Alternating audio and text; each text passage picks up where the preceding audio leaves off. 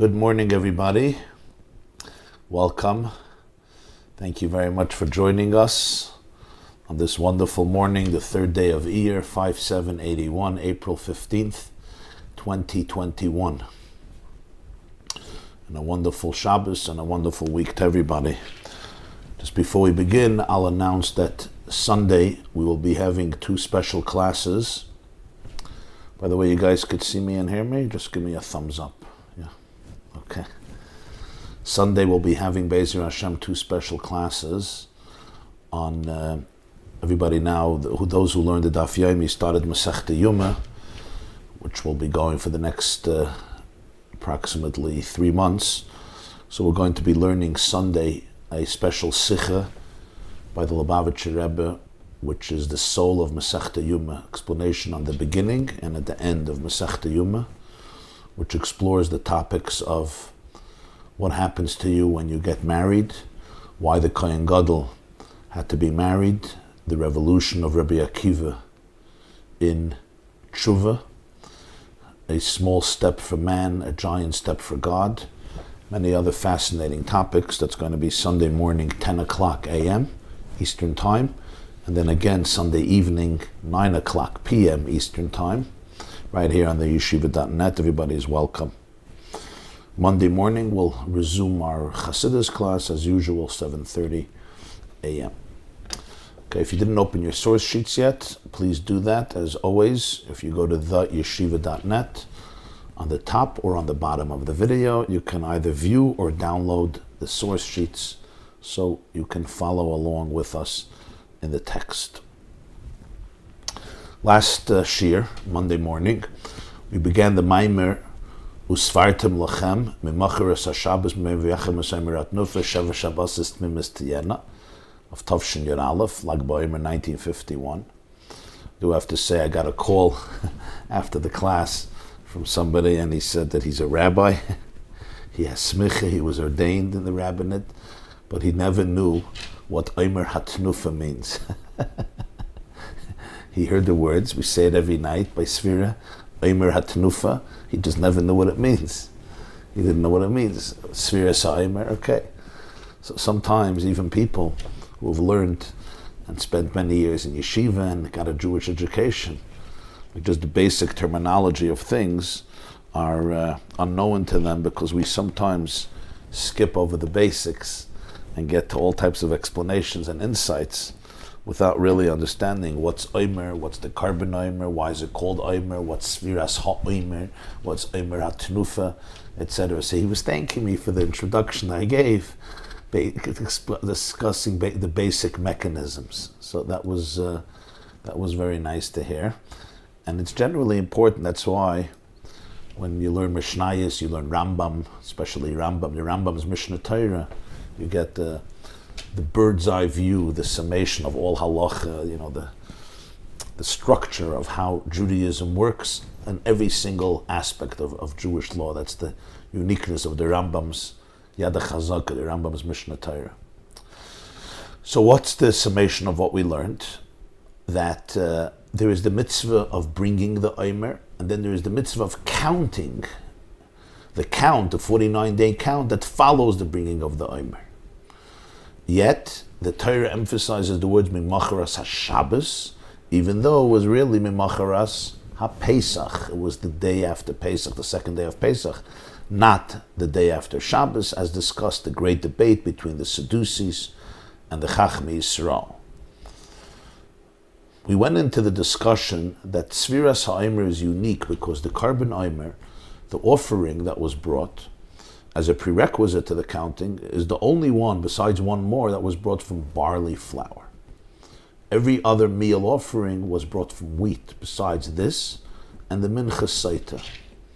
And the question is, why? The Gemara, the Mishnah says by the Saita that animal behavior warrants an offering of animal fodder. But what about carbon Omer? And the answer is exactly that the Sviras HaOmer, the carbon Omer, represents the work with the animal inside of us, the work with the animal soul.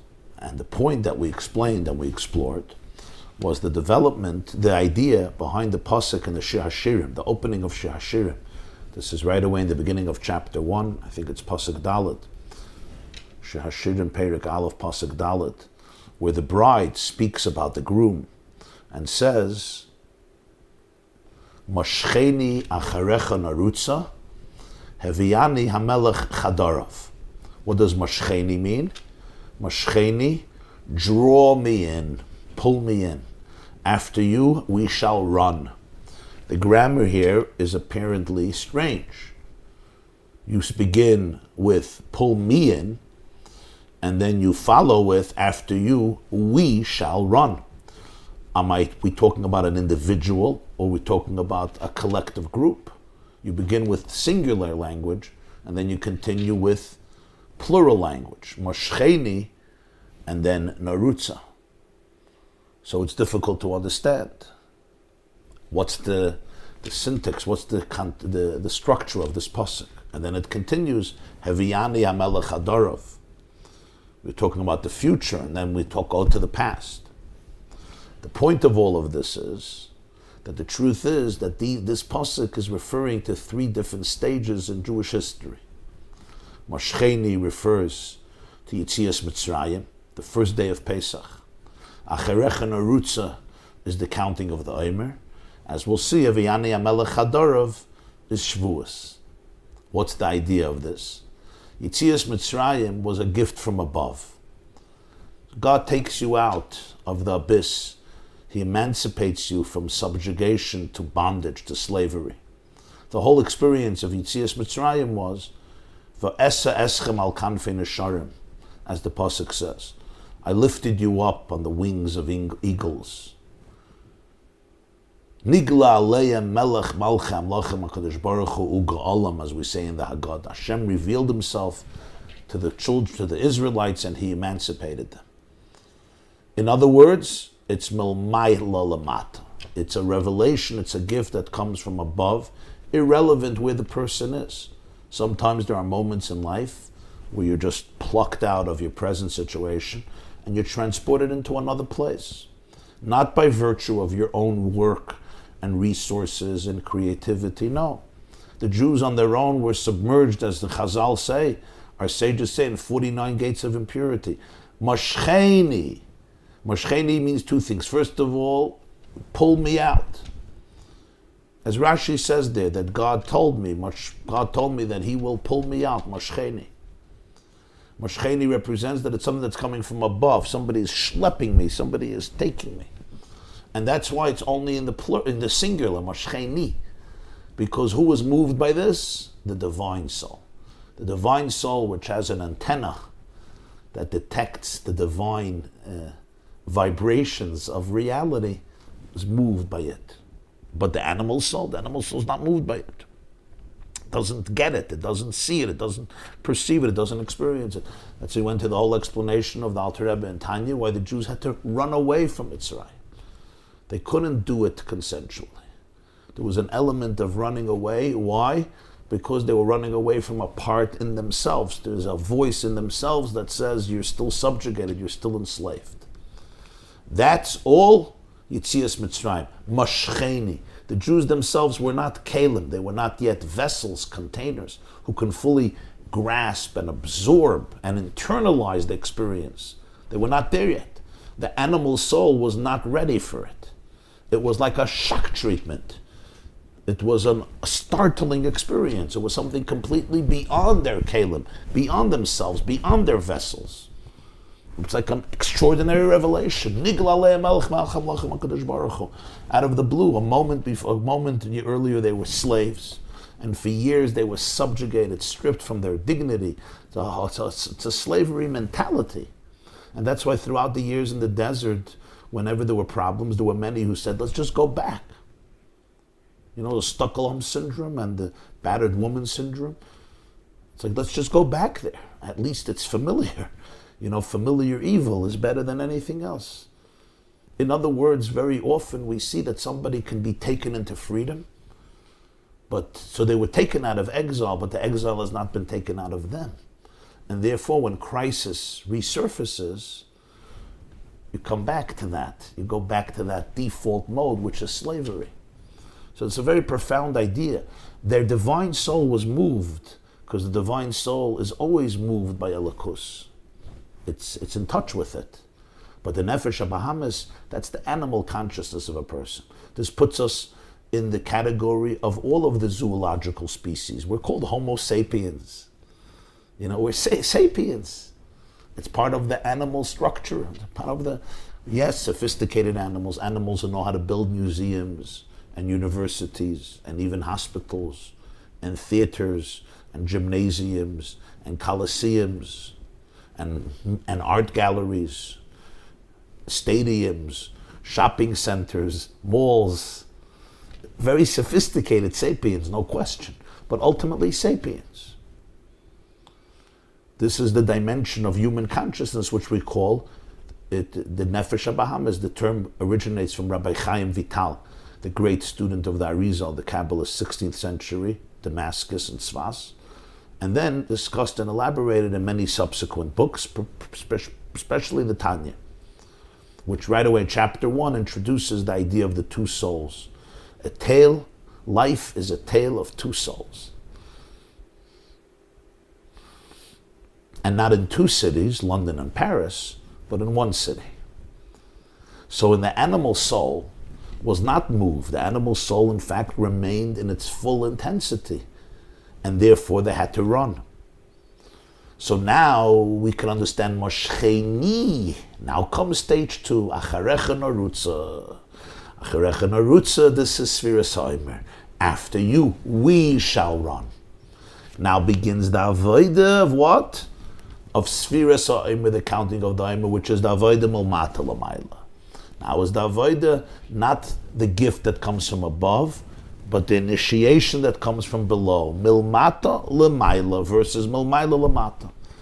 That's why it doesn't say, it's not Moshcheni anymore. Moshcheni is, you're pulling me. Narutza is, no, we're running. I'm creating the dynamic. I'm initiating the momentum. You're not schlepping me, I'm running. I'm running after you. That's difference number 1. Difference number 2 is here, it's Loshen Rabbi, Narutza, because it's the Nefesh HaLekis and the Nefesh HaBahamis. Because that's what it means, that we are running. We are running, meaning all parts. What happened here? I engaged also my animal soul. That's the avoid of Sfiras HaOmer, to be able to not just address my godly soul, but also permeate my animal soul. And that happens only after Yetzias Mitzrayim. But Yetzias Mitzrayim, Tavdun. Avodah begins after Yetzias Mitzrayim. Like a Shmak Pshat in the Pasuk. Now let's continue inside. What is Alein? Have you already read the brackets Alein Lufin in Yiddish? I wasn't sure where you're up to. We're up to page 65. If you open up the source sheets, it's page 65, the middle of the page, and the line starts Shazeh Payel Hazaza Gam B'Nefesh HaBahamis. It's a little. Before that, you had the phrase Alein Leifin. What was that Yiddish? So Narutza in Hebrew means we shall run. In Yiddish, running is Leifen. Right? Gay life is go run. Leifen means running. So he's translating. Alein means yourself. You do it by yourself. So the Rebbe is translating here. The Maamorim were all said in Yiddish, including the Balatanya. All the Maamorim, including the Baal Shem Tov, they all said their Maamorim, their discourses in Yiddish. But the writers wrote them down in Lashon Kodesh, in, the ordinary language of writing down Torah. But sometimes, when there was like an expression that was very telling or characteristic, I guess the writer felt guilty, not to get the authentic original language. So that's why sometimes you'll see in a Maamer, in parentheses, a few words in Yiddish. The whole Maamer was in Yiddish. But these words, I guess the writer felt, we can't scratch it from the text. It's too telling. So here too, the Rebbe says that Moshcheni is you're being pulled. Narutza is you're running on your own, right? So he says, Alein Leifen, you're running yourself. You're running yourself. It's not like you're you get into a vehicle and the vehicle is moving for you. No, a lane life, and you push it running, and running is work. Those of you who run, it's work. It's avodah. You're not being schlepped. I get into the car, so the car is schlepping me. I get into the plane, so the plane is taking me, whatever it is, whatever the vehicle is. In the airport, right, you have those, what are they called, those walkways you get on, and it's a schlepped. You just, you put your suitcases on, it's a schlepped. That's not narutza. Narutza is a lane life, a life. You're running. You got to exert yourself. This is avodah. What's pshat avodah? Avodah always means I'm working with my animal soul. That's avodah. Because the godly soul is in. The godly soul is tuned in. Maybe concealed, but it's always tuned in. When Yetzias Mitzrayim happens, the godly soul is on fire. But the animal soul doesn't know what happened. They say there's 3 types of people, right? Those who make things happen, those who watch things happen, and those who want to know what happened. So after Yetzias Mitzrayim, the animal soul says, what happened? Something happened. God took you out of... It doesn't understand the language of liberation. Doesn't understand that language.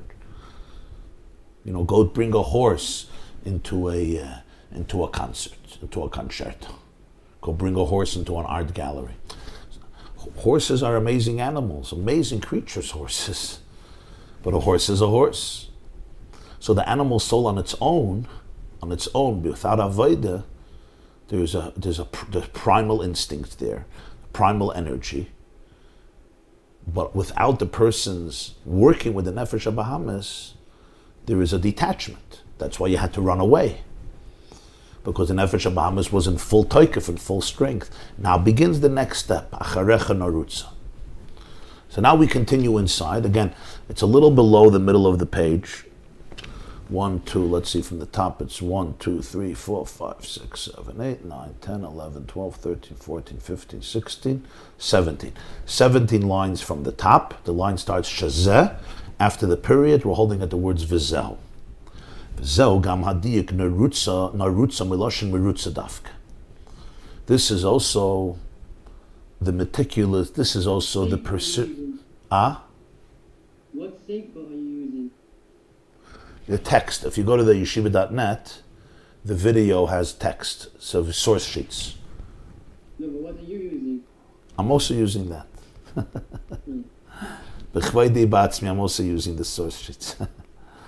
I actually have the Sefer. It's Sefer Maamar Tovshin Yud Aleph, but I happen to be using the source sheets on the website. This is also the precision of the word narutza, which means we're going to run. The focus is on running.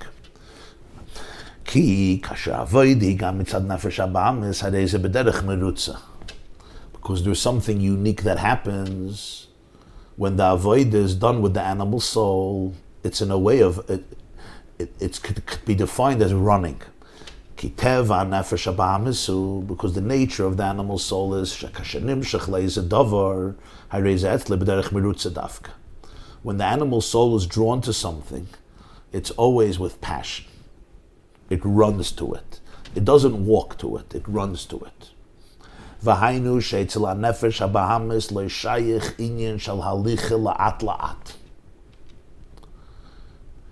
When you're dealing with the animal soul, there's no slow motion. There's no slow movement. We're going to walk slowly. The animal soul knows the language of passion. That's its language. Isn't this a parallel to the conversation with Yaakov and Esau? Yaakov says, I'll go slowly and catch you up. He's speaking the language of the divine soul, whereas exactly. Esau is saying, I want to run. Let's go run. Exactly.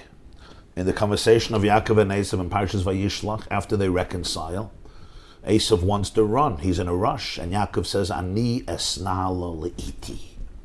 The word is le'iti. Just like la'at la'at. Le'iti. I'm going to walk slowly. It's not just two brothers. It's two languages. And here, we're going to discover something very revolutionary. And this is one of the revolutions of Chassidus. Usually, in the polarity between the animal soul and the divine soul, the animal soul gets bad rap, and the divine soul gets good rap. Divine soul is divine, and animal soul is a behemoth. And there's a truth to that. There's an animal soul and there's a godly soul. And you can't compare the animal consciousness and the godly consciousness. But Chassidus comes and teaches there's also another dimension. There's a reason that we have to have a relationship with our animal soul.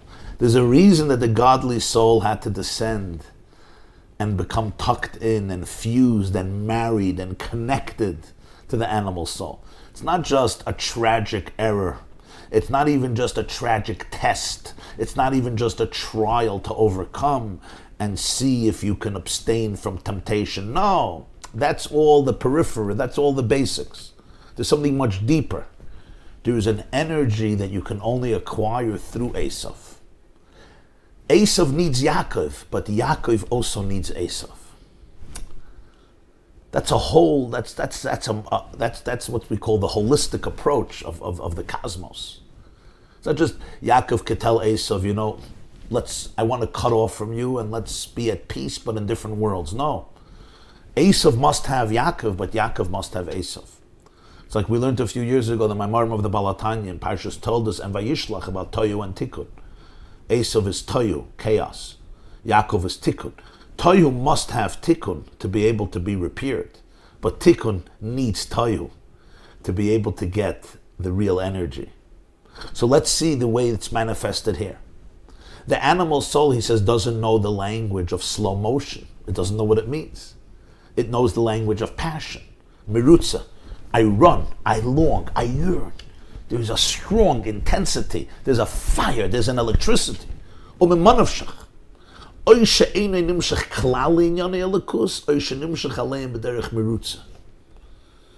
animal soul, it's one of two extremes. Either it's not interested at all.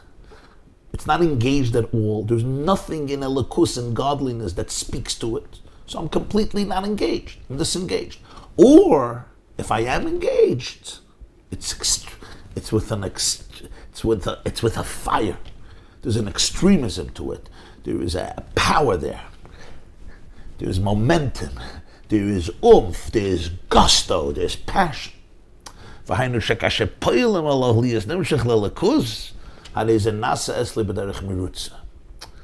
the animal soul is affected, when it's moved, it's not just moved slowly. It's moved completely. It's now running. If it's not moved, it's not moved. It's like, don't wake up the sleeping bear. I'm busy hibernating. I'm not engaged. But if for some reason it's touched the nefesh Bahamas, it has the quality of that animal. And we all know that animals, at least many animals, are much more powerful than people. Their midas are much more powerful than people.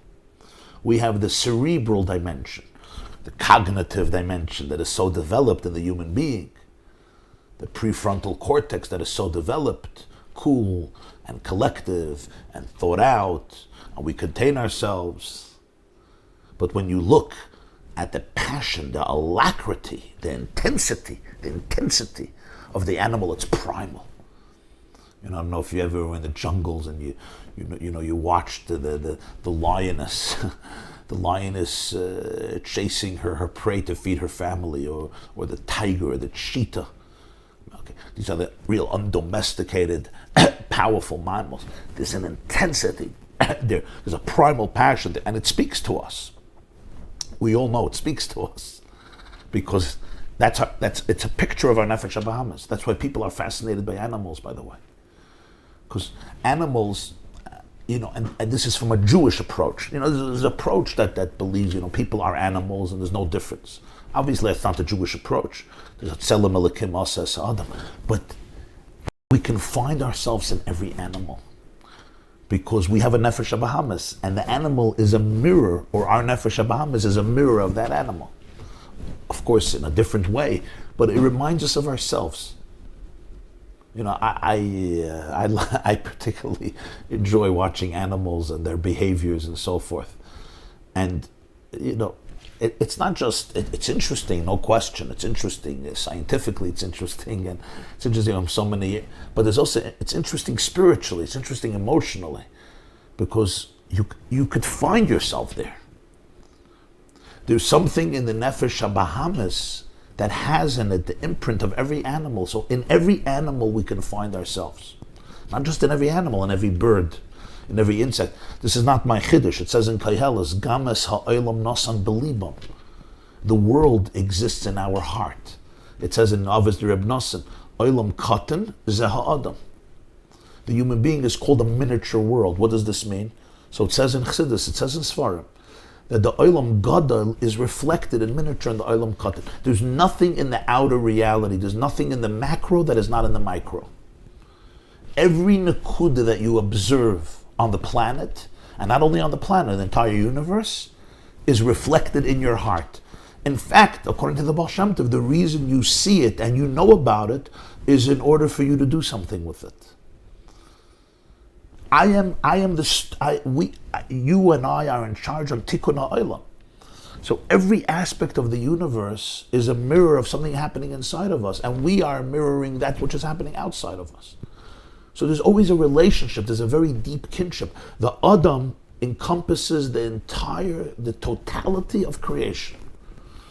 So when you're talking about animals, this is a reflection of our own Nefesh HaBahamis. What do we see with the animal? That sometimes the animals are asleep. Some of these animals sleep most of the day. I'm not interested. But when the animal is engaged, there's that merutza, there's that terrible in a good way, tremendous intensity and passion. And this is the uniqueness of the animal soul. This doesn't exist by the divine soul. It goes deeper. When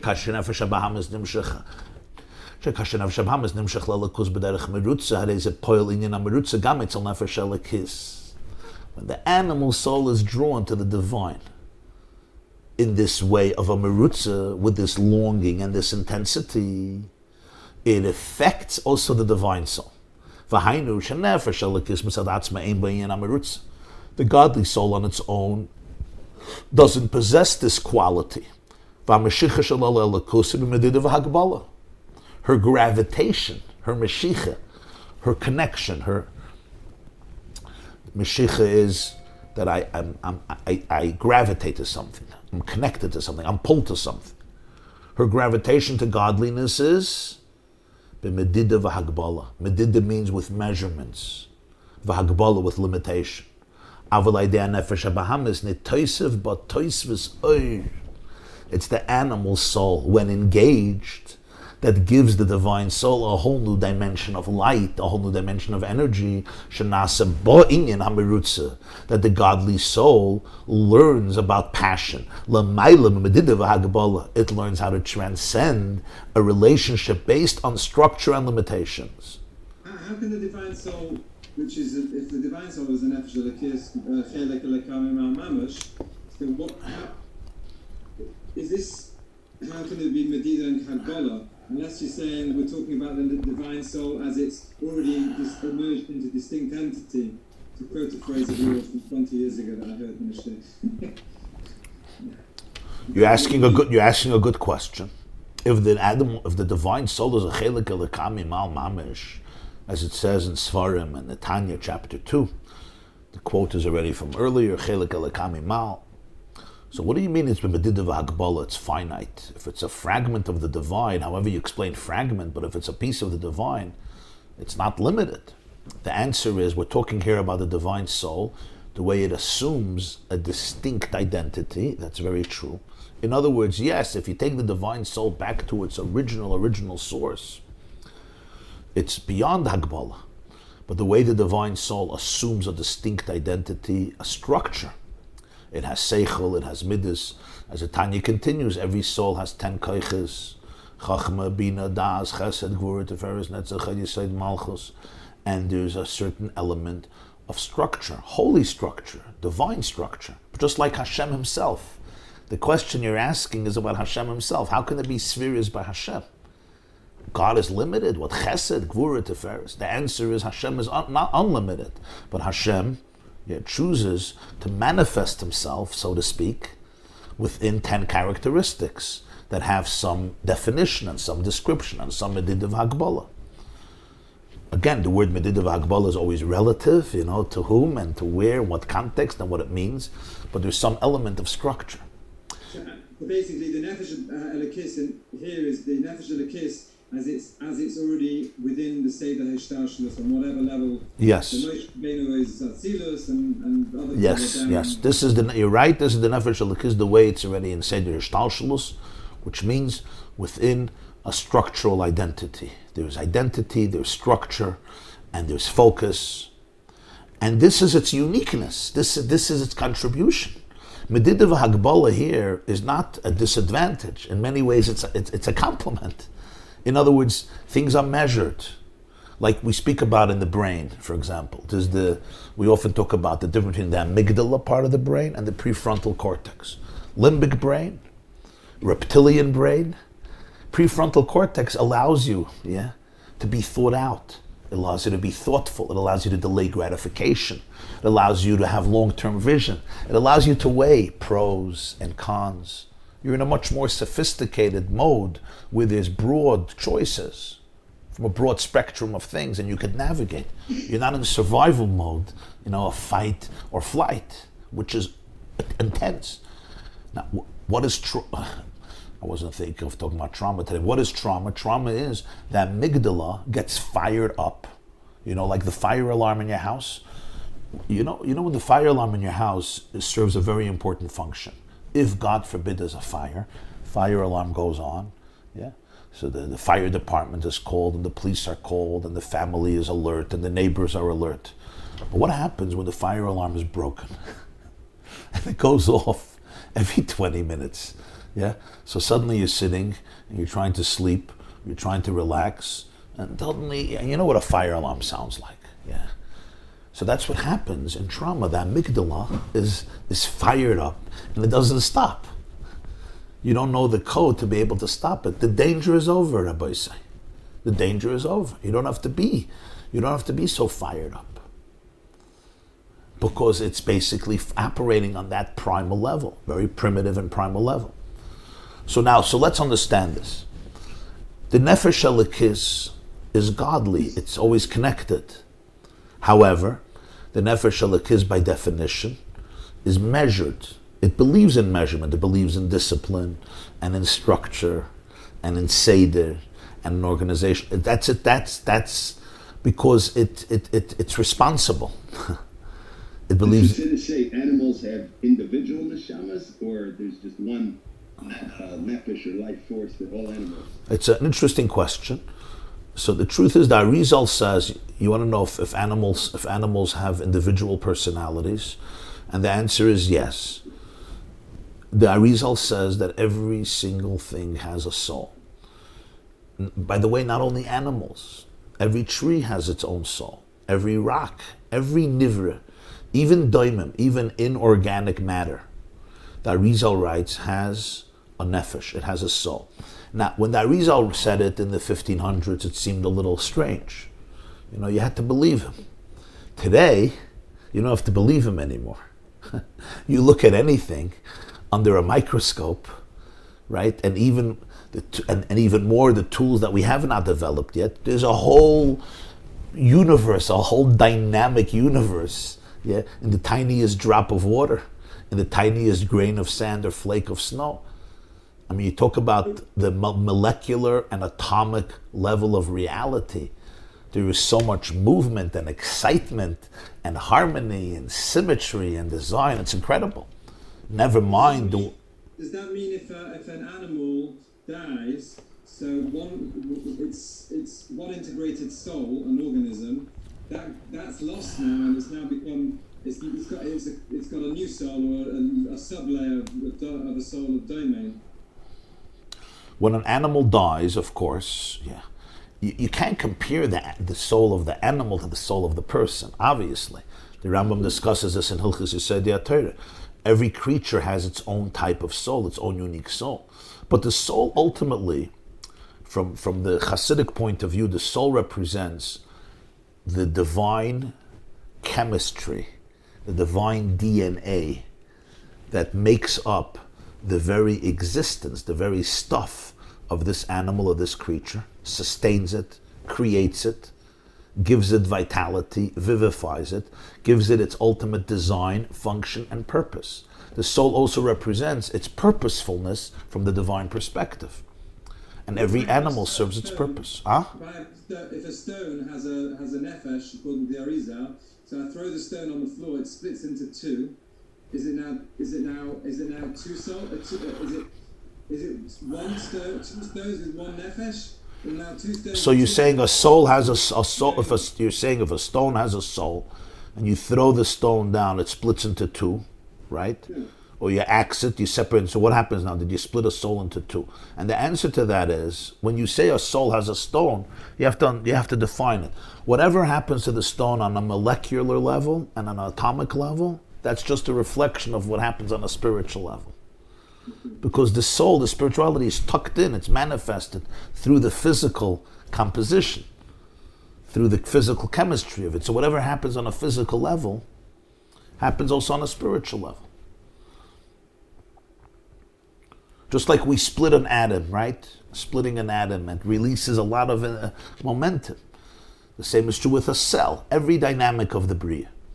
So therefore, when we're talking about animals, every individual animal has its unique nefesh that gives it, first of all, its existence, and second of all, its chiyus, its vitality when it's alive. If the animal dies, obviously it has now a different type of soul, different type of divine energy, and ultimately it will decompose and become part of the soil or become part of other animals. That's how the food chain works, the food web works. Because it's ultimately the nutrients are also spiritual energy. It's all spiritual energy. And then it's compartmentalized, disintegrated, and it goes back to feed the world again. Remember, there's a chain. Nothing is completely lost. It just morphs in from one form to another form. Sorry to interrupt, but so would the idea be that if a person fails to develop his or her human potential, then it will be the same thing? There's just a message, and then when the person dies, it's the same ultimate destiny as with just a cow or a dog or any other animal?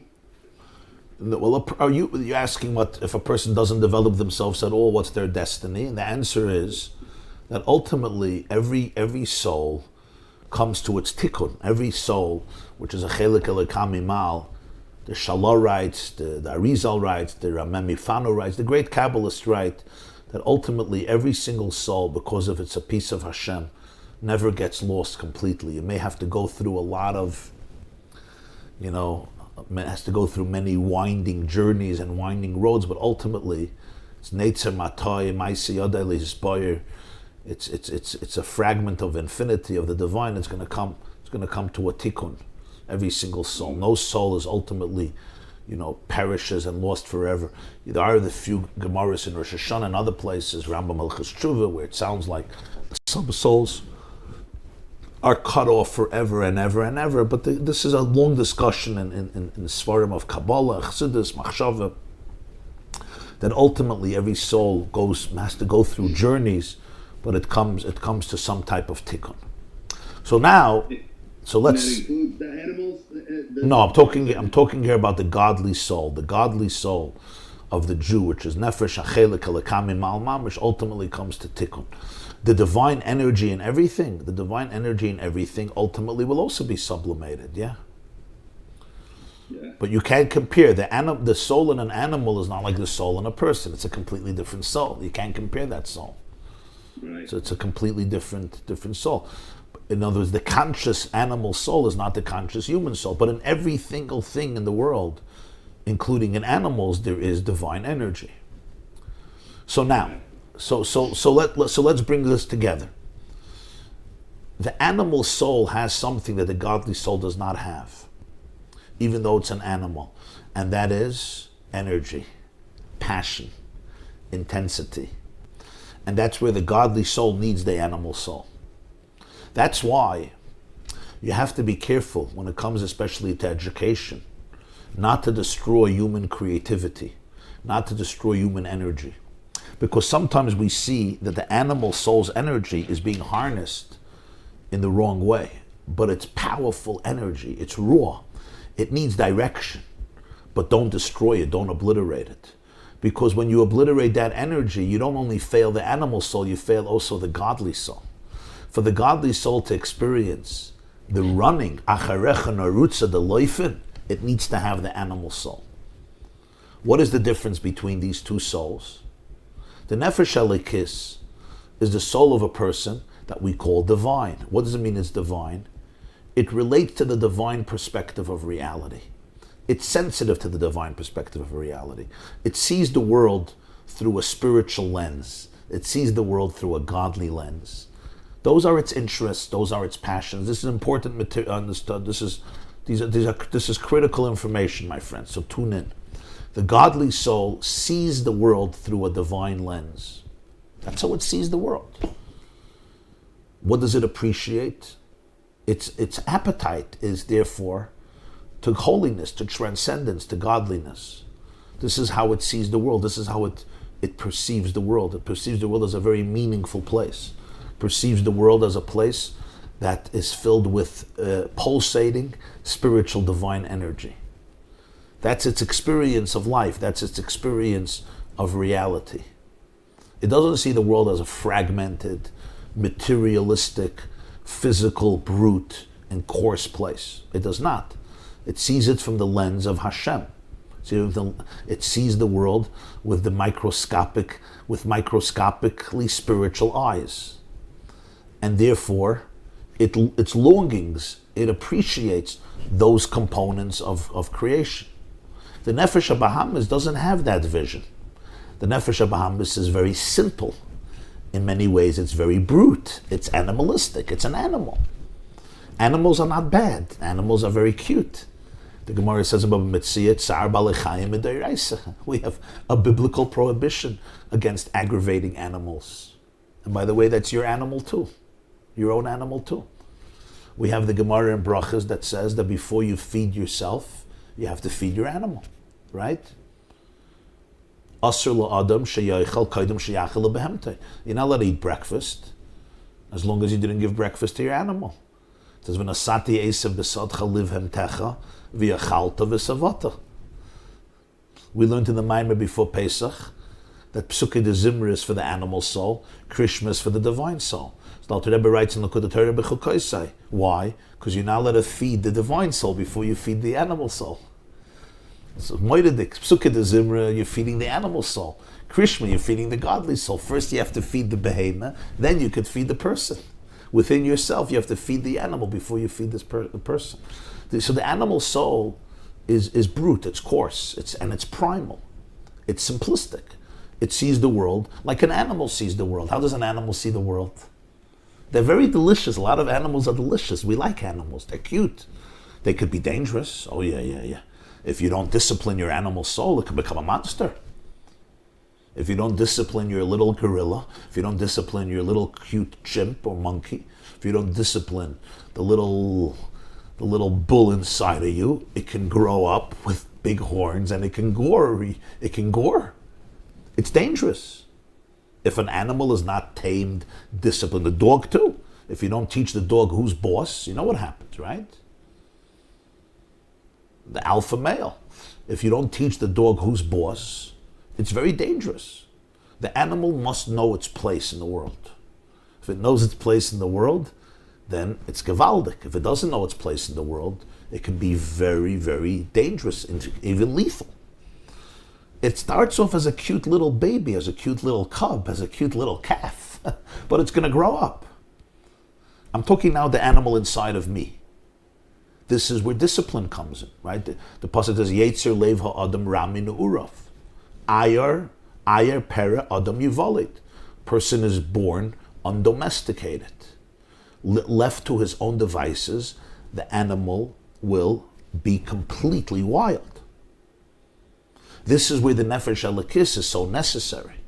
The Nefesh Elokis is all about structure, self-restraint, discipline, understanding what's good, what's not good, seeing the world from a deeper place, purpose, meaning. But the animal has one advantage over the godly soul, and that is intensity, passion. fire, that uninhibited energy that is dangerous when it's harnessed, is unbelievably powerful. And the godly soul learns how to serve God from the animal soul. As long as the animal soul is not engaged, it's not engaged. It's not interested. But when you ignite, when you put on the fire, when you find the pilot in your nefesh Bahamas, and you kindle it and you ignite it, ooh, now there's a chiyus. So often, this is so important because people feel guilty. People that have very intense levels of energy. And I don't only mean energy that they're workaholics, they work hard. I'm talking about intimate energy, sensual energy, sexual energy, a lot of energy. So part of a moral upbringing is you got to tame it. You got to deny it. You got to repress it. You got to obliterate it. You got to get rid of it. You have to silence it. What the Rebbe is teaching us here is based on the Maamer of the Balatanya is no. Yeah, sometimes you have to silence it. Sometimes you have to, you have to calm it down. But ultimately, the real purpose is to mobilize it. You want to draft it into your war. You need your animal soul as a full ally because it's going to give you something that the godly soul is an edel malach, he's a refined angel, but the nefesh Bahamas will give you the passion, the energy that the godly soul can't give you. Elamai, you have to be able to talk its language in order to be able to draft it into the life of godliness, into a life of kedusha, into a life of purpose.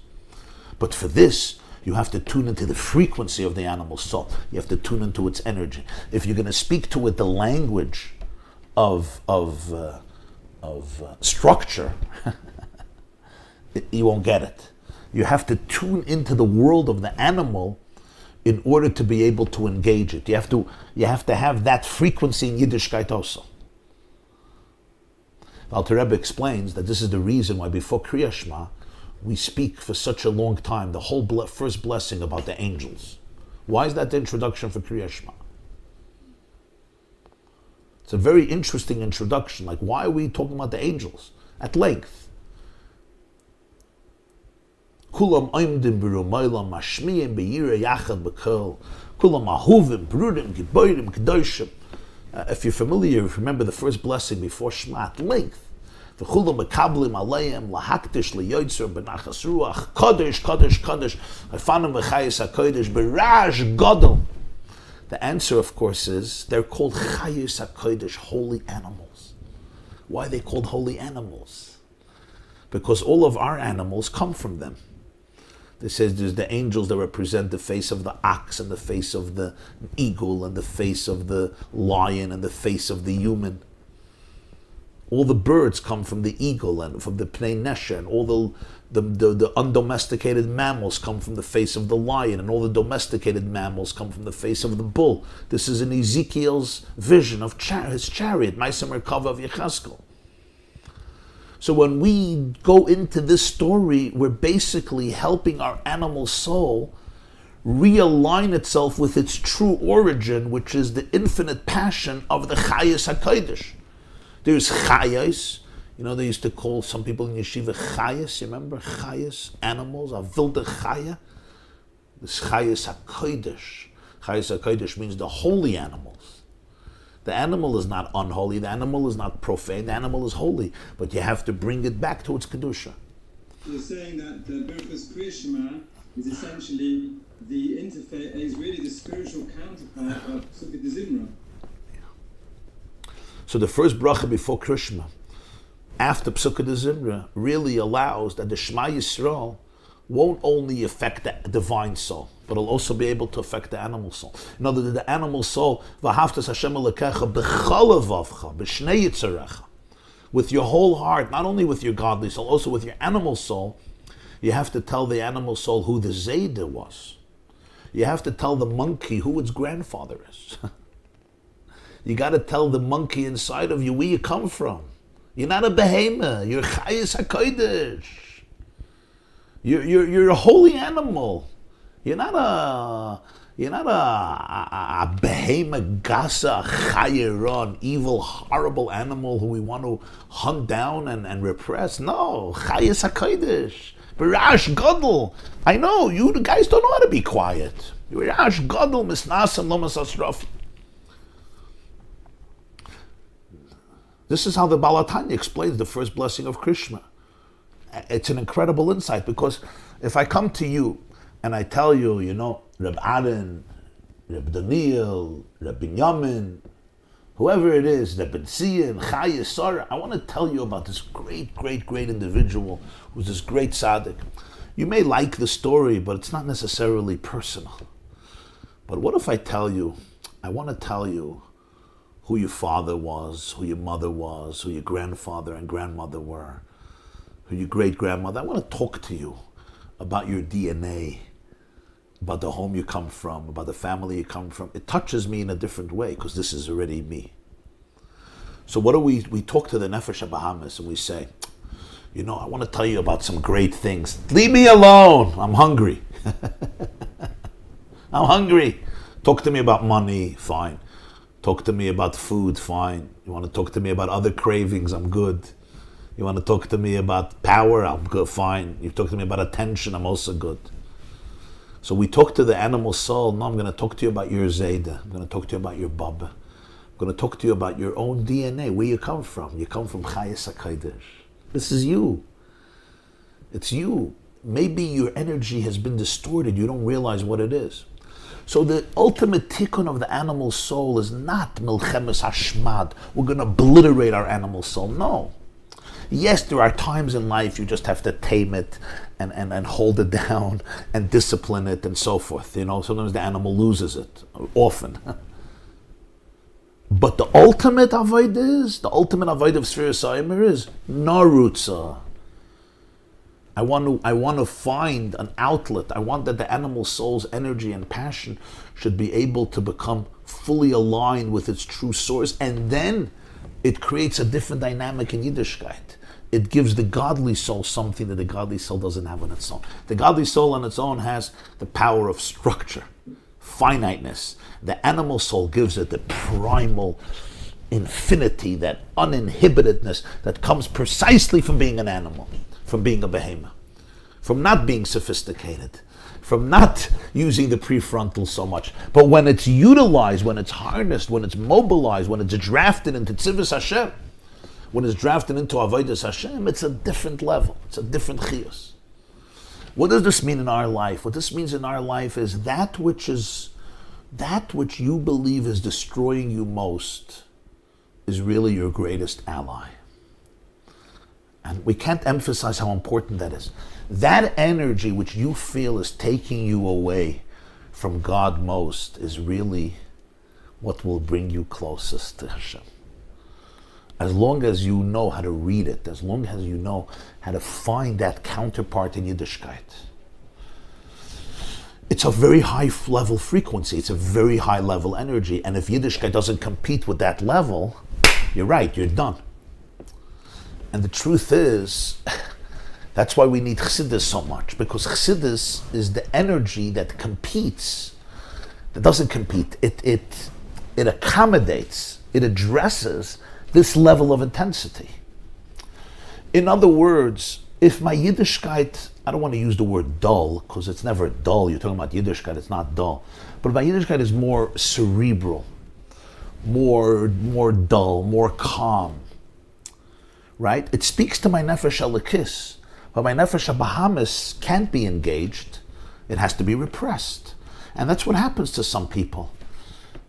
I'm going to say this bluntly, their religious quest causes them to lose so much of their emotional creativity. You hear it, Baron? Some people's religious experience causes them to lose a lot of their emotional creativity. You talk to them, and there's life missing. Anybody relates to what I'm talking about?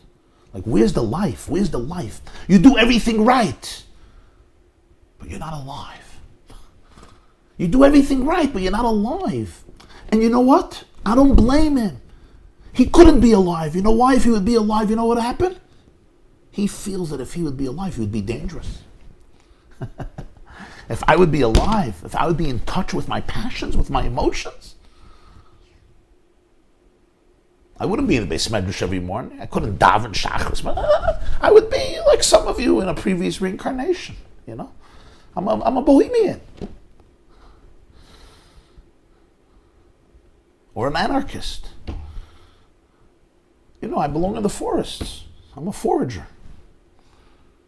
I belong in the forests of Arizona, Wyoming, South Dakota, Montana.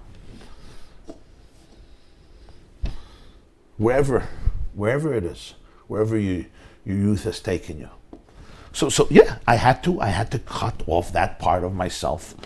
And you see certain people, and there's a certain, I don't know, it's painful, but it's like a certain deadness that sets in. Routine, structure, beautiful routine, but like, Efa hachayim. There was a Chassid of the Baal Tanya, Rabbi Moshe Velenke. So he once said there's two types of Jews. He says there's a Jew who's like a portrait. You know, a portrait on the wall, it's always beautiful. Yeah, the portrait on your dining room or your living room is beautiful. It's impeccable. It's flawless. Right? The guy's always smiling in the portrait. He's always smiling. He's always doing the right thing. There's only one problem. It's a portrait. It's not a person. It's a portrait. It's a picture of a person. They call it in psychology, I think, ideation. Addicted to ideology. So people become trapped by the idea. Yeah. And so when you hear the person speaking, it's not the person. It's just, you could substitute them for another person who's in the same group. Yes. Ideation. I become the idea, and I become defined by the idea, and I'm just speaking the idea, and I'm saying the good things. This is God forbid, not judgment or in any case. On the contrary, sometimes this person feels that this is what saved his life. He had to die a little bit in order to live. Because my emotions are dangerous, my energy is dangerous, my sexual energy is dangerous, my sensual energy is dangerous, my passions are dangerous, and you know, you want to get to Olam Haba, you dumb it down. Dumb it down. So the only difference then between the rebel who rebels against the norms, let's say of the Jewish community, for example, is he's taking the fight approach, and the other person's taking the flight approach. You're right. The difference between him and the rebel is fight or flight. Essentially, they're both stuck in the same struggle. They're both stuck in the same struggle. Fight or flight are two sides of the same coin. I run away, flight, because I don't want to confront it. And in that process, a part of me has to be amputated. And it's not necessarily a conscious issue. It's just sometimes, you know, you see somebody and we see ourselves, and where's the life, the chayim, v'atem adveikim Hashem Elokeichem, chayim. Everything, you're so good that you're dead. You know, you're so good, you're taka good. You're like good, you're good. You're going to get everything, you're too good. There's only one problem. Who are you? Where has your soul gone? You're that portrait on the wall. It's a $15 million painting by Raphael or Rembrandt, $100 million painting. And it's beautiful, and it's consistently beautiful. So Rabbi Moshe Velenke said, but then there's a Jew, he's alive. And when you're alive, there's always changes. There's change. That's narutza. So the Baal Shem Tov. When you're in an FFB yeshiva, and in walks in the Baal Teshuvah, and everyone's feeling this tension. This is the tension between the person who's narutza and everyone else is just. It's a bit of a generalization, but I certainly felt that when I was in yeshiva. So you're saying that when you're in yeshiva, it's FFB yeshiva, or in walks the Baal Teshuvah, right, smiling from ear to ear. Narutza, and he wants to know why everybody is so bored and monotonous and dull. Yeah. And there's this tension, like who is this outsider, who is this UFO who's coming to disturb our equilibrium, who's coming to shake up our holy structures.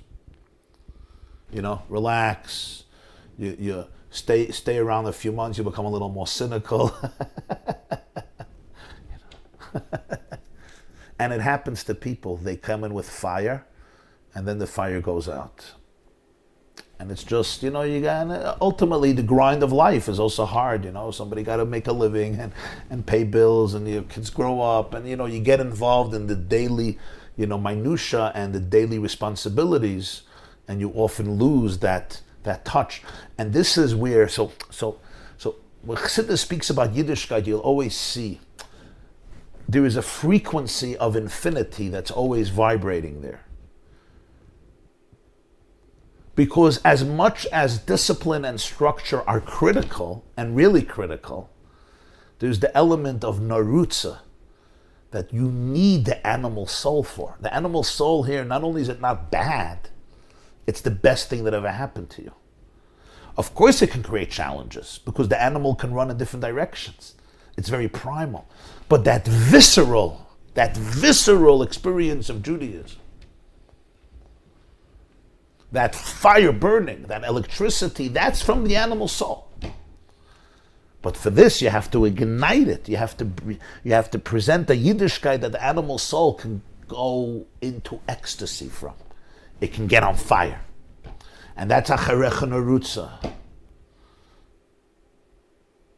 So let's now finish the last few lines.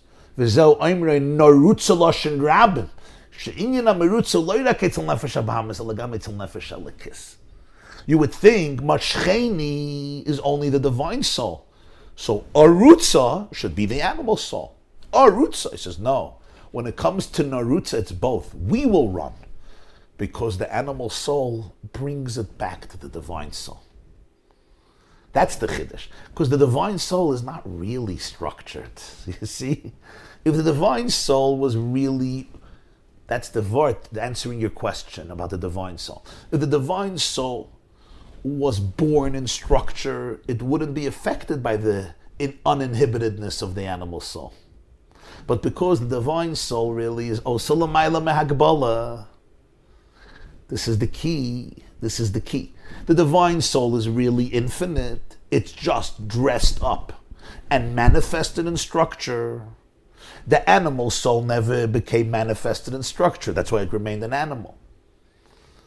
It didn't go into those cerebral structures. But when it triggers, when you trigger it, and you harness it towards a lakus, it gives that gift back to the divine soul. And the divine soul discovers its own authenticity that transcends limitation. That's the gift that the animal soul gives to the divine soul. Uklolos hinda acharecha narutza koyel ha'avoda de bir nefesh habahamis shazui klolos ha'avoda de spheres ha'omer shebederech ha'mamata l'mayla. Acharecha narutza represents the entire work of working with my animal soul, and it's work because it's an animal. I have to work with it. It's mamish. It's real birur. This is avodas habirurim of work with animal soul. This is what Sfira Soiva represents. This becomes the preparation for Matan Torah. That's stage 3. The king has brought me into his chambers. Mashcheni acharecha narutza heviyani amelech hadarav is Yitzias Mitzrayim, Sfira Soimer, and then Shavuos. Question. We speak about 2 signs of the kosher animal. It chews its cud, and it has split hooves.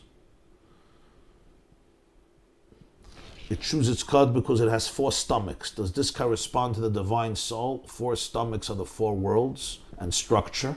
And the animal soul is the split hooves that propel and give us the instinct to run forward. And chewing the cud is an internal process as opposed to the split hooves, which is an external process. You're saying the 2 signs represent this. It could be, I'm not sure, but generally, I'm not sure it would work because these are the two signs of the animal. These are the two signs of an animal that's kosher. So I'm not sure that it would apply here. Next question. By the way, the signs of the two kosher signs in Parsha Shmini on the yeshiva.net, I have an essay of the deeper meaning of the two kosher signs. Okay, next question. Let's see what's happening here.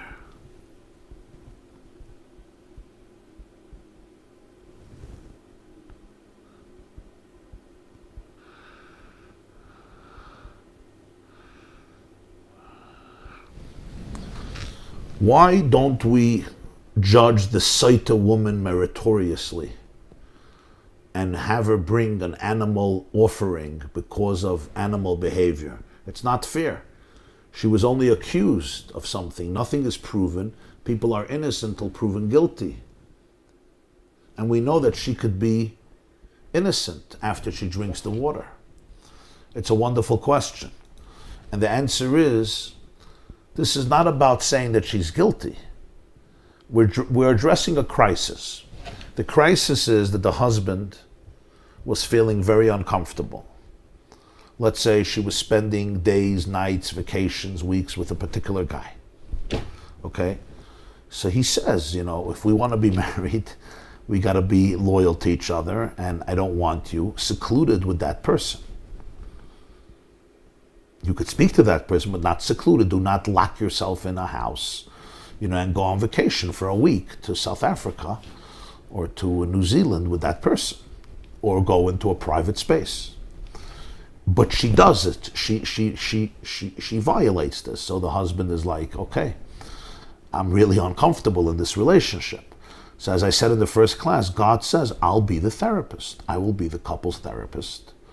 And I will intervene because this husband doesn't have trust anymore. So God says, okay, I'll decide. And we bring her to the Beis HaMikdash, she drinks the water, and then God decides. And if she passes the test and the water doesn't harm her, so then, unless the husband is more religious than God, he takes her back with simcha. Hashem basically vindicated this woman and he said this marriage is good. So that's an amazing process. Now, but something painful happened. There's obviously a breach of trust here. So that's why she brings this offering.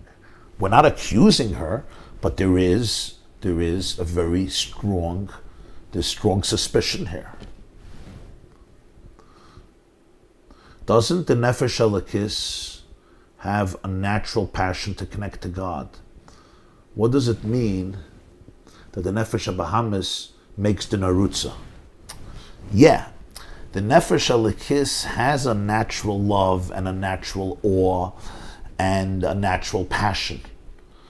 But because it is called Adam, not Behemah, it's cerebral, it's structured, it's thought out in a good way. Within ourselves, we have the Adam and the Behemah. The human in us is cognitive, is reflective. The animal in us is impulsive. The human in us resides in the brain. The animal in us, so to speak, resides in the heart. The human in us, right, is extremely reflective. It's thought out. Its approach to life is one of responsibility and structure. The animal, on the contrary, is much more primal, instinctive, visceral, experiential. There's an alacrity, there's an intensity, there's a passion there. And it can go both ways. It can lose the plot. It's an animal. Of course, the divine soul has passion. Not only that, the divine soul inherently is also infinite. But it's the animal soul that reveals it in the divine soul. That's the point.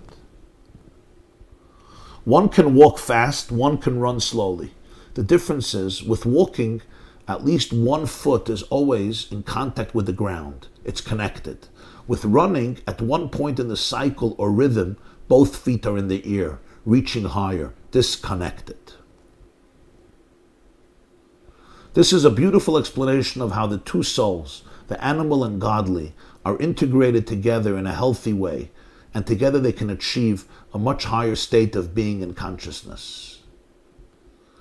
God is so smart and amazing, the way He put us together. Okay, I'm sure God appreciates your validation this morning. No, I'm not joking. Hashem is somehow very concerned about what a person does and thinks of life and thinks of the Creator. So it's actually truth to that. You said that only people have this type of godly soul, not animals. But all creations, all animals were created by His word. Animals were created from Hashem's word. B'dvar Hashem shamayim nasu, asar Maamoris. That means they have a divine energy. People were created from pre-existing matter, dust, the lowest and inanimate matter. But then, paradoxically, God blows in a soul from His own innards, making us a paradoxical combination of the lowest, dust, and the highest. So we have two souls and a battle between the two throughout our lives and our mission. Now there is also Jews and non-Jews. Every person has a soul, but Jews have a unique soul, a Jewish soul. And then every individual has their own soul. I don't see this as chauvinistic or superior. Everyone is able to join and gain a higher type level of soul if they want that, or they can be in touch with their own soul. It's true, every person has a soul. Every person, including a non-Jew, for sure. Chaviv Adam Shenivra B'Tselem. Is it the same type of soul of the Jewish soul? It's not. And by the way, every single non-Jew has a unique soul. And every single human being has their own unique soul. So there is a uniqueness, and there's a difference between tribes and nations. There's the soul of a tribe, there's the soul of a nation, the soul of the Jewish people, there's the soul of every person. Yeah, it's true. But every person has a neshama, that's true. Every single person, Jew and non-Jew. I wish everybody a beautiful day, a meaningful day, an inspiring day, a living day, and a passionate day. Amen. Question. Does Chassidus... Thank you. Amazing. Thank you. You understood? Yes, amazing. I just wish I could give it over to someone, but there's Kanayahara. The genius that's coming out. Kanayahara, I can't keep up with it, but I got it. It's amazing. Just amazing. Okay, thank you, Rebbe Rivka. It's good to hear somebody passionate. Does Hasidus have Thank anything? you. When you're listening to someone passionate, you get it. The Thank right you. way. Does Hasidus have anything to say about when in time that the process, all of this is occurring, that in the perfection of neshamas and the world and all of that, like temporally speaking, is it now? Is it in the past? Is it in the future? Is it all together? And how does our perspective of it occurring in time relate to Hashem's perspective? You get what I'm saying? Listen, it's always happening. It's always happening. I think it's always happening. That's sure, each moment. Every moment is the soul is alive. Yeah. But it's from Hashem's point of view, are some neshamas not yet perfected? Is the world yet not perfected, or is it already done? Listen, obviously we're waiting for Geula. We're waiting for Mashiach to come any moment now. And that's the ultimate tikkun. But every moment, the tikkun gets deeper and deeper. Every moment. And Hashem perceives it like that as well, that's it says? Yeah, of course. Of course. Every moment is growth. Every moment the world becomes higher and higher and higher and higher. From the moment of creation, by the way. The act of creation was an act of going from the infinite to the finite, from the higher to the lower. The moment creation was complete, the journey upward began, and it never stopped. But is it just for us, from our point of view? No, from Hashem's point of view also. God transformed energy into matter, and we transform matter back into energy. You know, the Balatanya said that Hashem made from Ruchnius Gashmius so that we should make from Gashmius Ruchnius. God took the spiritual and turned it into the physical so that we take the physical and revert it to spiritual. We create integration. So the moment creation finished, Vayichulu Hashemayim v'aretz v'chol tzvam, Vayichal Elokim, The word vayichal doesn't only mean he finished. It comes from the word kala, klois hanefesh, kol son nafshi, yearning, longing. Vayichal Elokim b'mashvi. There began the klois, the yearning upwards, the climbing upwards.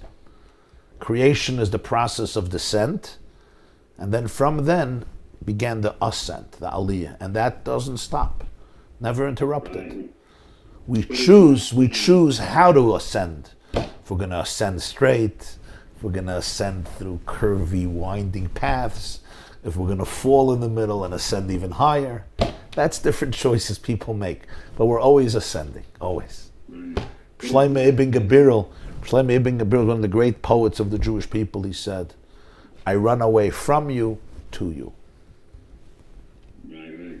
See, it's not, I'm sorry, but it's not like in a year, right? From Hashem's point of view, it's not 2020, right? There's 1 year for the Jewish year, 1 year for that.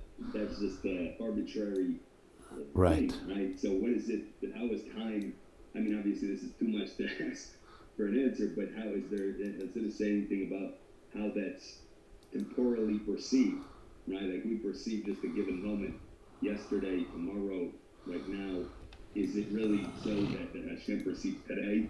Oh. The state of Geula, tomorrow it's going to be like this, tomorrow, right? You get what I'm saying? You say that since Hashem transcends time, so past, present, and future are all integrated, so therefore Mashiach came already. From a certain point of view. Okay, I like that. Perspective. I like I think that. he's asking when is Mashiach. Oh. Okay, as I always tell the Chevra, there's always an element of humility that's necessary in the discussion of Mashiach, in every discussion. Ultimately, Hashem is the only one, who decides exactly when, what, and how. Our job is to bring love, light, and hope into the world to make it happen quicker. And with that, Yes. part of that is opening up our hearts also to the different people that Rabbi was speaking about before. The very enthusiastic, outgoing person, and the very sort of withdrawn and quiet person. I wanted to mention that I have a very good person that I know who's Yeka, like it's a German Jew. And it's a very different type of Jewish person. Very. Very restrained, very gavul, boundaries. He any call, any time of the day or night, he'll help another Jew. He has a tremendous Yiddish neshama. He's actually a Kohen also, so he has a chesed. And yet he's very, to draw a smile out of him, it takes a little bit of work. Then there's people at the shul where he goes, whoa, you gotta really work to even get a hello from them or a smile. It's very, very intense. And we have to really be very open our hearts to know that that's not better than that. That really, there's 12 tribes, there's a lot of different natures of people. We really have to really be tzaddikim, to open our hearts, to really makabel other people, other Yidden, in a very loving way. Yeah. So Rabbi Aaron is saying that he has a friend, and he's very, very restrained, very hard to get a smile out of him. But his heart is very holy. His heart is holy, and we have to really be able to be at peace within ourselves so we can embrace all types of people with love and not with judgment. Right? Yeah. So we assume every person has the neshama that's a part of Hashem and can be. We don't assume. We know. Every person has a soul. Every Jew has a soul that is a chelik elokam mamash. Of course, by some people it's accessed more, it's revealed more, it's conscious more. Every person is in a different space in terms of their avodah. Do we assume that every person can, in theory, be touched by our efforts and can be elevated? Or Yeah. That are so Every person can be touched. The question is how fast, to what degree, and in what way. But every person could be touched, and every person is touched. That could only happen if I come in with a spear and a dagger, angry and upset and judgmental and and superior complex and holier than thou, and I'm the real Jew and you're the fake Jew, then they'll close up. Their defense mechanisms will go up like my defense mechanisms go up. And some of us have that issue. It's like Judaism is color war. My team is going to win. My team has it right. Your team has it wrong. And I'm going to convince you that we're right and you're wrong. And then you'll finally see what the truth is. And what happens is it's very hard for them to be effective because people develop defense mechanisms. They feel judged. They feel this superiority complex. And you're really not operating from a deep, holistic space. I'm coming from a place of judgment. I'm coming from a place of, color war. I'm the red team, and the red team is better than the blue team, or the other way around, I don't know. The students of Rabbi Akiva were great people, but they had that challenge of really respecting another person and another path. I think it's so important to be able to know that, you may be missing something, and I may be missing something. And I can give you, and you can give me, but only when it's coming from a place of humility and openness, and the recognition that if I really want to teach, if I really want to affect a positive change, I have to be able to see the divinity in you. I have to be able to see that holiness in you, that godliness in you. The feeling is I'm right and you're wrong and I'm going to win, then I lost the plot. Then then it's about my ego. And when it's about my ego, it's not going to be very effective. But if it's about the emes, it's about the pnimius of who you are, not just who I am. So then I communicate from that space. Now this is very subtle. These are subtle stuff. But we see immediately the difference. When somebody feels that, my way is superior, I'm connected, everybody else is disconnected, everybody else is dead, I'm the only one who's alive. So, there may be some interesting points you're saying, but ultimately my effectiveness will be very, very compromised because there's no respect, there's no appreciation, and there's no really celebrating the goodness in the other person. You have to really be able to see the goodness and the holiness in the other person, the godliness in them, and get rid of the superiority complex. And then you could reveal in them their own infinity. But just from screaming at you that you're a dead person and you don't know what Yiddishkeit is and you're just a robot and and you're a zombie. Okay, fine. So you told him that he's a zombie and a robot. No, you may be right. You may be wrong. You're probably partially right and partially wrong. You probably don't know a lot about. But I'll tell you an unbelievable story. I heard this from my brother many years ago. It was a very special story. The Imrei Emes was the Ger Rebbe, third Ger Rebbe. He was a son of the Sfas Emes. His name was Rebbe Avram Mordechai Alter. He passed away in 1948 in Jerusalem. That's where he's buried. He was succeeded by his son, the Beis Yisrael, Rabbi Yisrael Alter. The Imrei Emes was one of the greatest leaders of world Jewry in Poland before the war. He had hundreds of thousands of Chassidim. Unfortunately, most of them were decimated during the Holocaust. The Imrei Emes had a son-in-law. His name was Reb Itche Meir Levin.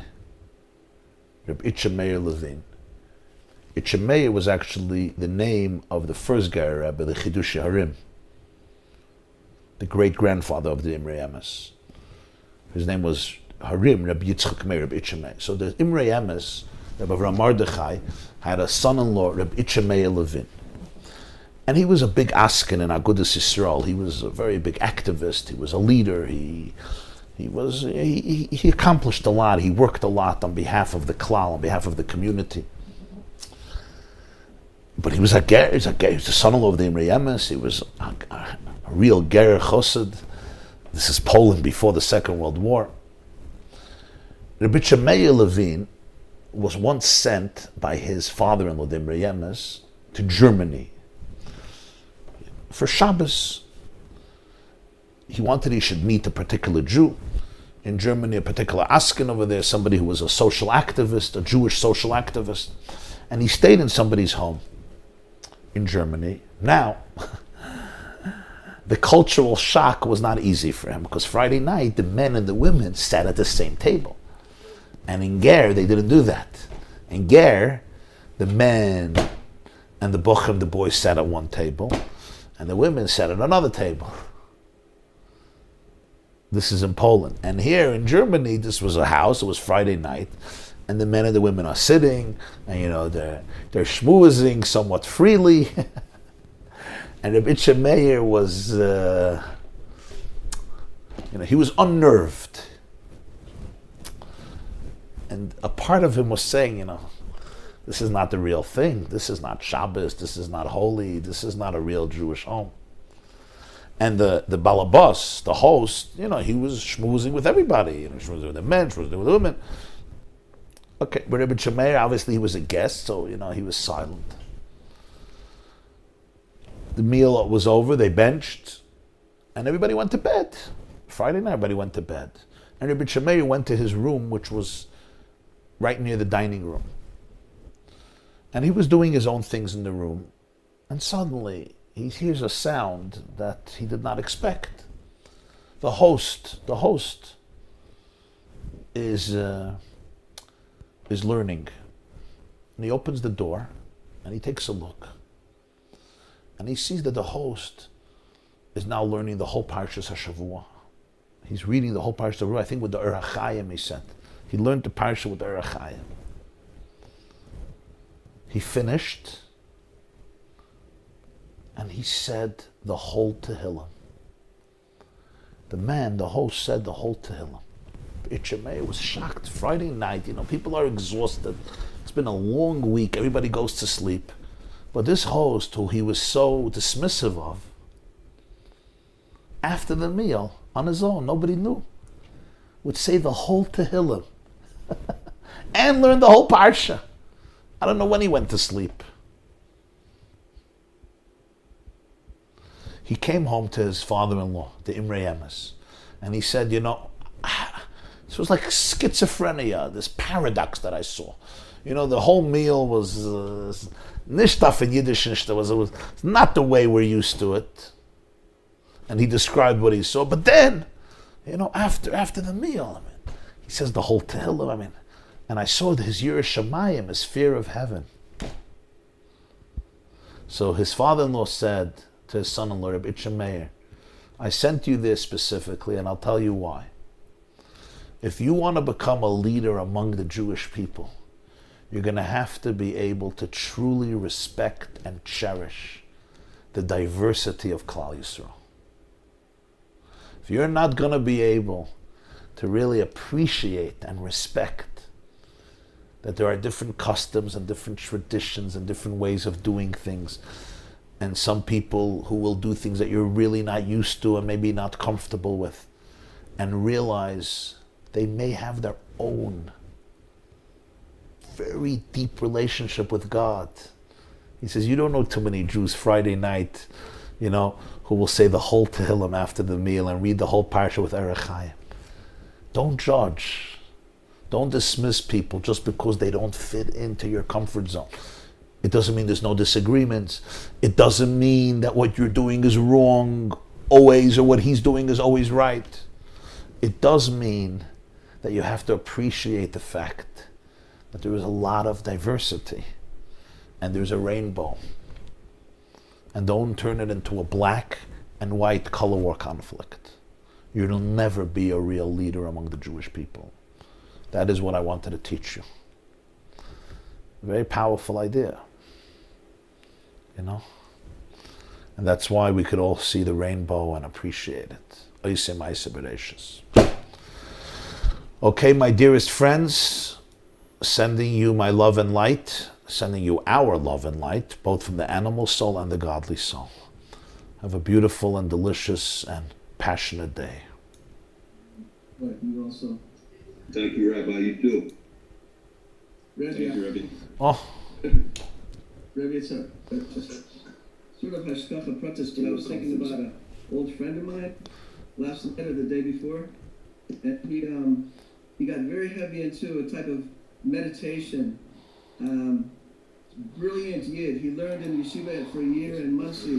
Rosh Yeshiva asked him to stay, but he left. The Rosh Yeshiva said he would learn with him an hour a day, but the young man left. So now, years later, he's very heavy into meditation. Part of the meditation is a restriction of the Nefesh HaBehemoth in relation to women, as you were speaking before.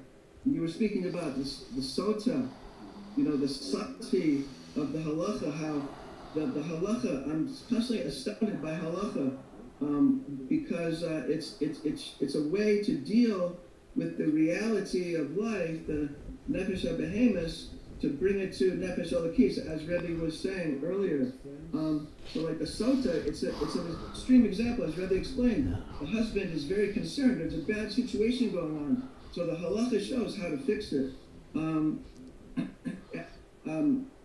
The person is being attacked by someone else, they're allowed to actually kill the person according to the halacha.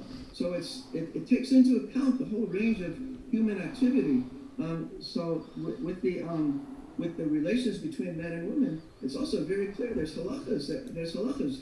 A wagon driver, I don't know the halacha exactly, but a wagon driver is supposed to a certain amount of times in the month, and someone who's learning, and so it's very awesome how halacha is really the basis of everything. It sort of brings that nefesh habehemoth to the nefesh is like the Rebbe has been explaining. yeah. Halacha is the anchor of the Jewish people and the Jewish person. And the word halacha actually means halicha, movement. Because sometimes it seems like it's limiting you, but it's really propelling you. Because it anchors you. And when you're anchored, you can move much more and much faster. When you have a center, you have balance, you have a base, you have a foundation. You live in a moral ambiance. There's things you will not do. There's red lines you won't cross. You know what's right, you know what's wrong. If you made a mistake, you know what the mistake was, and you can make amends, you can apologize. That's all halacha. It's the structure that God gave us, right? On one hand, limiting. On the other hand, liberating. Because it's very easy to play football on the roof of the building and fall off. When you have a fence, you can enjoy the game. I explain this to teenagers. Imagine I put you on the roof of a building, beautiful roof, okay? Gewaldig. It's 6 acres. You can play football, tackle football, only one problem. It's 40 stories high and there's no fence. And what's going to happen is everybody is going to have a miserable game. I'm afraid to run anywhere. I could fall off and kill myself. The greatest favor somebody can do for me is put a fence around the wall. They put a fence around the wall, we can have fun. We can enjoy the game. We can enjoy the game of life. We want to enjoy the game of life. So the fences of halacha don't spoil the game. They create the game. They give you the structure that allows you to enjoy life, to express yourself in a way that will actually be beneficial and meaningful and exciting. And that means that there is a fence, so that I don't fall off and break my bones. That's why it's so important. And the animal soul ultimately will thank you for it. Yeah, the animal on its own says, what do you need halacha for? Let's just do whatever we want. But let's say I eat whatever I want, right? Or I sleep whenever I want. Ultimately, I'm not gonna like myself. I'm not gonna feel good. I'm not gonna like myself. So doing whatever I want is a strategy for ruin. It's not a strategy for growth. It's not a strategy for productivity. It's not a strategy for self-actualization. And the animal will realize it. The animal will realize it. You want to live? You want to have fun? You want to enjoy life? You need the structure of halacha. That's the nefesh elikis structure. And then the animal soul, with its primal gusto and its visceral reactions, gives the nefesh elikis something very special. And that is its passion, its primal uninhibitedness. And that shidduch is a match made in heaven in order to transform earth.